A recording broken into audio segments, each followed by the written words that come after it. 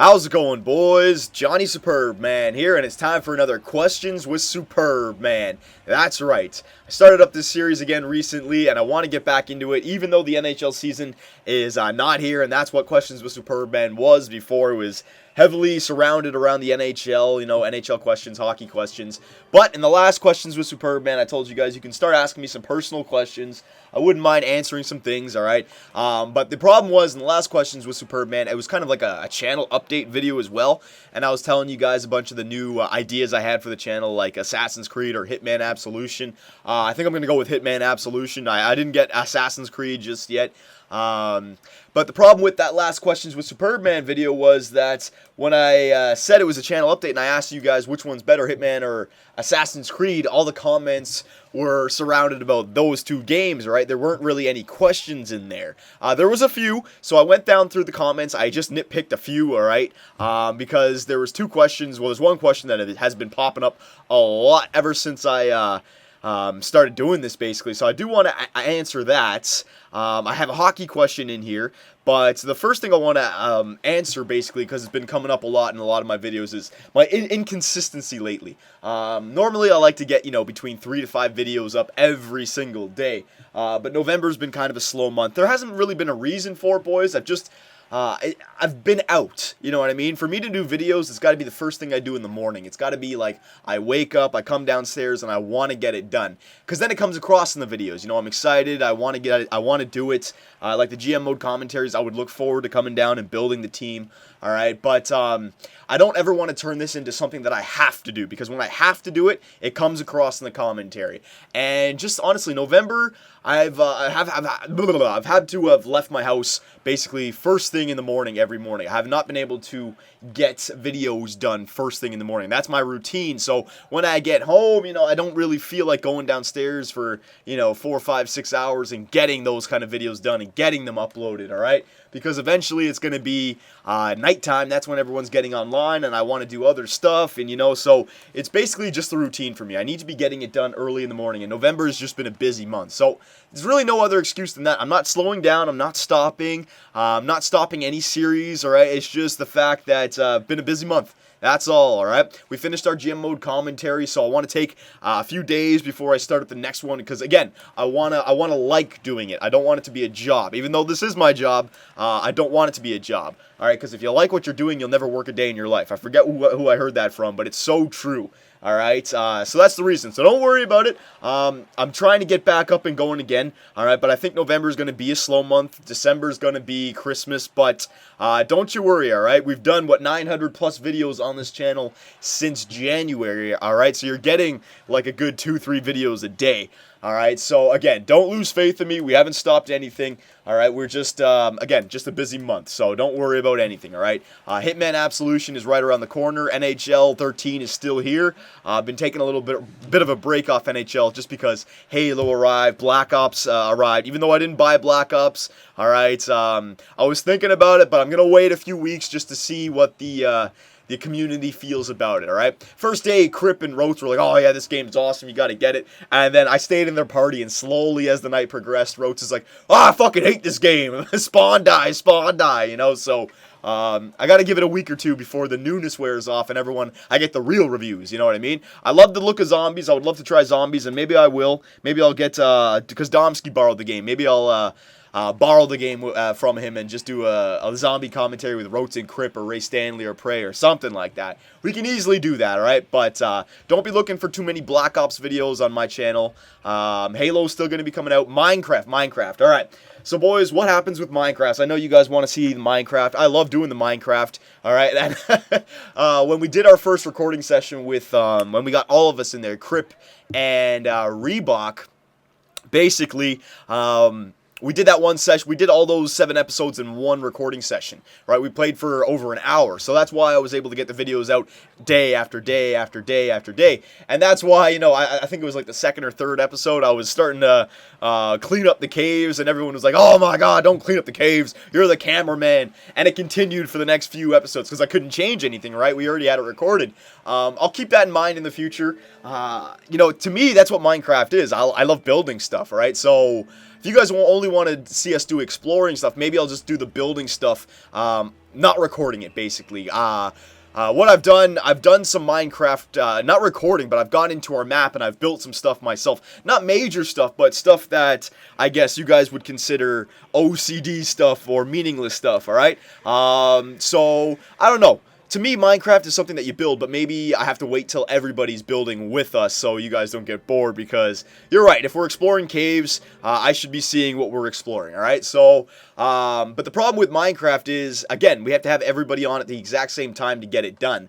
And also, boys, there's been so many games that have come out in the last 2 weeks, alright? Halo 4 came out, we were all playing that. Black Ops 2 just came out. The boys are playing that every single night. We still have NHL, which we haven't picked up since the October playoffs, alright? So, there's a lot of games that are being put on hold just right now because of all the new games that are coming out. But don't worry, we know the Minecraft series is still there. I love doing it. The other guys, they like doing it as well, but it takes a back seat when these new games come out, alright? So everyone who's wondering where Minecraft is, don't you worry, Minecraft is still here, alright? But again, it just takes back seat to all the other games. We need everyone to be on, and we need everyone to want to play the game.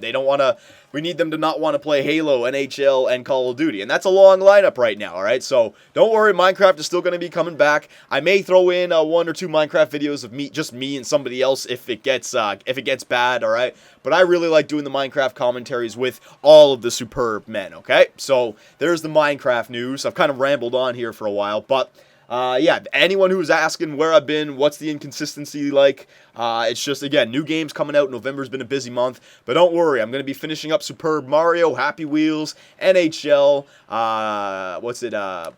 oh man, Civilization I'm going out to get by the end of the week.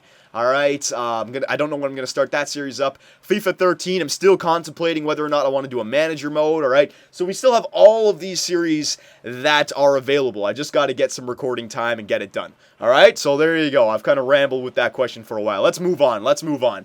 So next, we'll kind of lighten this up with a little bit of a hockey question right here, alright? This comes to us from the dude 4777. What's the thought on Nazem Kadri dilemma? All right, what's the thought on the Nazem Kadri dilemma and Don Cherry being the only one sticking up for him? All right, so I don't have Nazem Kadri's stats on front of me. All right, I didn't do any research before I answered this question. But basically, I'm a Toronto Maple Leaf fan, so I do know what I'm talking about when it comes to Nazem Kadri. All right, so I see both sides of it. Alright, people are saying that we're stunting his growth. He's still a young lad, alright? And you know what? He looks like a boy, alright? I mean, nothing against him. He's just young, alright? I know you can pick out players like Nathan Gerby, Martin St. Louis, where they're really small as well, alright? But Nazem Kadri, he's not a man yet. Age-wise, he is. Body-wise, he isn't, alright? He's very small. Now, that doesn't mean that he wouldn't get it done in the NHL. I think what Brian Burke's mindset is he's trying to get the Leafs to make the playoffs, right? It hasn't been a year where he's thought, all right, we're going to rebuild this year. And it's not like the Edmonton Oilers where they know they're going to be a crappy team. So get the rookies their playing time. All right, it doesn't matter if we start Taylor Hall and the Nuge and Yakupov and Eberle down in the minors, because our team is still not going to make the playoffs anyways. And I think that's that disconnect for Brian Burke. He wants to make the playoffs, so he thinks to himself, we can't play Nazem Kadri because he's not ready yet. But in reality, our team is not playoff bound. It hasn't been for the last how many years. So that's a fail right there, because if we're not making the playoffs, to me, Kadri could replace Clark MacArthur, alright? I think Clark MacArthur is more valuable right now to a playoff team, alright? But we're not a playoff team. So get Clark MacArthur out of here and give Kadri the playing time, alright? But, again, Brian Burke, it's also the other thing. Kadri right now, I wouldn't say his trade value is amazingly high, alright? But it's decent. I'd say Kadri has a decent trade value, alright? I think the thought process of Brian Burke is, if I play Kadri for a whole season and he ends up shitting the bed or he ends up getting injured because of his size, right? Imagine they played Kadri last year and he got a good 30 games in, and he only had 8 points, and he got injured with like an MCL or ACL or a shoulder or a concussion or something like that. All of a sudden, Kadri's trade value goes all the way down, and he has to play it back up. He's no longer the 5th overall or the 7th overall pick or whatever it was in the 2000. I forget which year it was, right? But he's no longer that. So right now, what Brian Burke is doing is he's keeping a mystique on Nazem Kadri, all right? He's still a prospect. He's still a trading chip, and I really think that's what Brian Burke is using Kadri for. I think if the right trade came around, Kadri would be put in there to sweeten the deal or to really get a player that Brian Burke would value back. All right, because I don't think he values Nazem Kadri. I think Brian Burke wants to make the playoffs. All right, he said it before. He wants a big team. He wants a grindy team. He wants a chippy team that wants to get into the playoffs, like the LA Kings. Once they get into the playoffs, nobody can stop them because the intensity goes up and they just pummel everybody. And Kadri, he doesn't fit his or Randy Carlyle. He doesn't fit their blueprints for an NHL player. So that's my thought process on Kadri. I think by the way our team has played, not making the playoffs year after year after year, like they gave Luke Shen the opportunity, all right, and he didn't take us to the playoffs, all right, and we ended up trading him for JVR, all right. Why not give Kadri the chance? It's because again, by giving Kadri the chance, you're hoping that he can help the team, but realistically, you're thinking to yourself, all right, we're going to play Kadri, and he's going to get some experience, and in 2 and 3 years, hopefully then he'll be ready to give us 40, 50 points a season, all right? And that's what I think they're expecting for Nazem Kadri. But again, if you're telling yourself we're going to make the playoffs this year, you're not going to play your prospects, all right? Put it like this. If Edmonton honestly thought that they could make the playoffs this year 100%, I don't think that they start Yakupov. All right, maybe he makes his way into the lineup because he has a really good AHL season or junior season, or they bring him up and he does really good. But say Edmonton was in 7th or 6th last year with the team that they had. You know, Hall, Hemsky, Eberle, Horkoff, Nugent Hopkins. All these players, and their roster was still there. I don't think Yakupov comes up and takes a top 6 spot. All right, and that's the kind of spot you want to give a player like that. So it's that. I think Kadri, the poor guy, all right, he's on a team that wants to make the playoffs but doesn't make the playoffs, so he should be getting his time, all right, because again, I go back to you should have started him 3 years ago. We still wouldn't make the playoffs, and now he would have had that playoff experience. But I think Brian Burke wants to keep his trade value up as high as he can, and he's afraid if he plays them, we're not going to make the playoffs. He's going to play like shit. His trade value is going to go down, and it was a waste of a pick. That's basically my thoughts on Nazem Kadri. All right, poor guy. Again, I feel like he could replace Clark MacArthur because we're not a playoff team anyways, but Brian Burke's the GM and he's going to make the decisions, all right? So thank you, the dude 4777. That was a good question on Nazem Kadri. And the last question, I've kind of not left myself a lot of time for this. I do want to go into this, all right? Might kind of make it short right here because I see this question pop up a lot.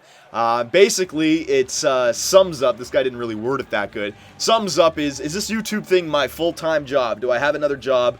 All right, or do I just do this YouTube thing full-time? All right, so I'll answer this. Basically, when I started the YouTube was January 2 years ago, all right? It wasn't last January. It was January of 2011, all right? And when I started it, I was working for Worldwide Electric. I had a... what's it called? Electrician apprenticeship. I wasn't really technically an apprentice, but I was technically general labor, but I was working with electricians, you know, helping them out, learning my trade, learning my craft, all right? Eventually trying to get into the good books to the company so that they could pay for my schooling to go and become an electrician, all right? I was in the beginning stages of that, but I had to put in like a good, 4 or 5 years, I think, before I even had to think about going to school. All right, maybe it was less than, I can't remember, all right? So I was not stuck in a job. I had a good job that I enjoyed, you know, but it was like any other job. It was, you know, you had to wake up when I started the job, I didn't have a car. I had to wake up at 4:45 in the morning, walk 20 minutes to get on the GO train, to take 40 minutes in, to walk 10 minutes to get on a bus, to get on a bus for 15 minutes to get to work, to walk another 5 minutes after the bus to get into work, to work a 9-hour shift, and then do it all back to commute home, all right? And that was killing me. That was when I was making a video like one or two every single week, all right? I mean, back when we first started, our videos were coming out very scarcely. Like, again, 1 or 2 videos a week, sometimes every 2 weeks, all right? Because, again, I had a full freaking time job, all right? I did that job for, what was it? I did it for about a year. 6 months in, I got a car, and I was able to drive every day into work. But the only thing was, the car cost money. All right, it was breaking down. I was driving over 150 kilometers every single day. I don't know what that is in miles for you Americans. All right, it was a good hour in, hour back. All right, 45 on a good day, but you're hitting like the 2 major highways in the GTA, the 400 and the 401. So I was hitting that every day. Winter, snow, you double your commute in. All right, so it was just killing me money wise. Like the gas, the insurance, the money that you spend on lunch. I mean, I was still taking home a profit, but I mean, I liked the job when I was there, but it was getting to the job and getting home and not having any time to do anything else that was killing me. I was also working the weekends as well. It was a 6-day and sometimes 7 days a week kind of job. All right, I was putting in my hours, I was making good money, but it was a lot. All right, and then it was just they transferred me to another place. And I couldn't get there anymore. My car was breaking down. And they were asking me to take the 400 to the 401 to the 410. 3 of the worst highways in the GTA every single day. So I said, screw that. I quit. And I just said to myself, man, I could turn this YouTube thing into a real-time job if I just put my time in. All right. So I started around January, started getting videos out. Well, actually, no, back in September, a year ago, I started putting out videos every single day. But then I ran into a copyright problem because I like to make videos with music and stuff like that. So I just made up a new channel and started putting up videos every single day. Started realizing new possibilities for videos, gym mode commentaries, Civilization 5, videos where I could just commentate over. And I realized, man, if I get a good 3 to 4 videos out a day, you know, it'll be rough for a while, but I'll grow my audience, and eventually it will be a full-time job. So when I quit Worldwide Electric, or WWE, I had some money saved up, but it was really bad there for a while. I had to live off of what I made already, but it was bad. So from a period of, I don't know, October to March, I mean, I was living on pennies basically, all right? But then ever since this summer, you know, I've been making some good money, not some good money, but enough money, all right? And then recently, I just matched what I was making in WWE just from YouTube. And with YouTube, I'm not paying for gas, I'm not paying to drive everywhere, all right? I save an extra 4 hours a day in the lack of commuting, in which I can put into the videos, all right? So not only am I making the same that I was in WWE, which is great, it's going up every single day because the more subscribers you go up, like, again, the more effort you put in, the more you'll get out of the YouTube thing. All right, so it's going up every single day. I'm doing what I love. It's downstairs in the basement, so I get up and I go walk downstairs, and that's my commute to work. All right, so that's basically it. I'll if you guys want to hear a longer story when it comes to this, I will put up its own video because this video is kind of going long already. All right, but yes, this is my full-time job now, and I love it. It's not a job, all right? Again, if you do something that you love, you'll never work a day in your life, and it's so true. All right, so there you go, boys. It was kind of a long questions with Superbman. Give me some good questions for the next one, all right? I want some good ones. Personal, it doesn't matter, all right? I'll get into some personal questions. That doesn't matter, all right, boys? So there you go. For Johnny Superbman and the Great Domski, take it easy, boys, and we'll see you next time.